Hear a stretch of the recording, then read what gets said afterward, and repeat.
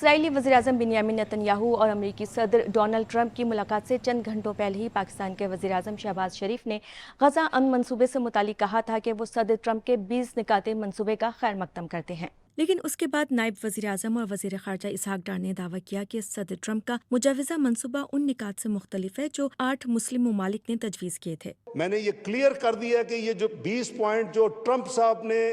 جو پبلک کی ہیں یہ ہمارے نہیں ہیں، جس سے یہ سوال اٹھا کہ شاید پاکستان اب امریکی صدر ڈونلڈ ٹرمپ کی طرف سے پیش کردہ مجوزہ غزہ امن منصوبے سے دوری اختیار کرنے کی کوشش کرتا نظر آ رہا ہے۔ تو کیا پاکستان صدر ٹرمپ کے تجویز کردہ غزہ امن منصوبے سے دوری اختیار کر رہا ہے؟ اسحاق ڈار نے پارلیمان سے خطاب میں کہا کہ اگرچہ یہ مجوزہ پلان پاکستان سمیت 8 ممالک کی تجویز کردہ نکات سے مختلف ہے، لیکن اب اس پر سیاست نہیں ہونی چاہیے اور پاکستان صدر ٹرمپ کے ساتھ ان نکات پر کام کرے گا جو 8 اسلامی ممالک کے مشترکہ بیان میں بتائی گئے ہیں۔ دس از دی اینڈ ریزلٹ،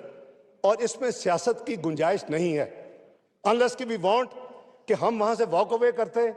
اور ہم اس کو چھوڑتے، یہ ایفرٹ ہی نہ کرتے تو ہمارے لیے بہت آسان تھا۔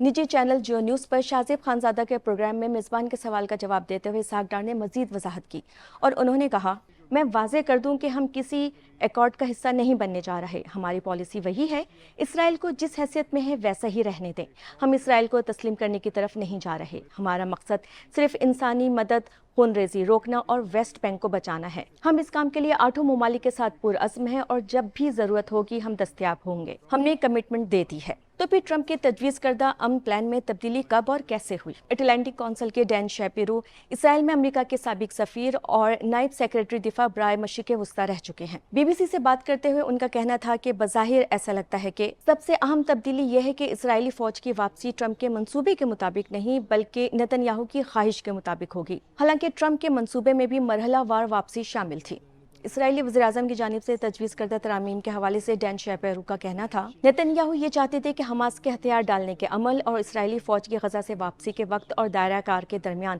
واضح ربط بنایا جائے اور یہی ایک بڑی تبدیلی تھی۔ وہ یہ بھی واضح کرنا چاہتے تھے کہ فلسطینی اتھارٹی کے لیے ایک اصلاحاتی عمل ضروری ہو جو جنگ کے بعد یا کم از کم اپنے کردار کے آغاز کے دوران عمل میں آئے۔ وہ کہتے ہیں کہ شائع ہونے والے منصوبے میں بتایا گیا ہے کہ واپسی کے مراحل حماس کے ہتھیار ڈالنے کی پیش رفت سے جڑے ہوں گے۔ اس کے علاوہ واپسی کے آخری مراحل میں بھی IDF غزہ میں ایک حفاظتی حدود برقرار رکھے گی جب تک کہ سیکیورٹی کی صورتحال بہتر نہ ہو جائے۔ ڈین کے مطابق یہ وہ نکات تھے جو ٹرمپ نے پیش کیے، لیکن ممکن ہے کہ یہ منصوبہ ہفتے کے آغاز میں عرب رہنماؤں یا نیو یارک میں پہلے پیش کیے گئے منصوبے سے مختلف ہو،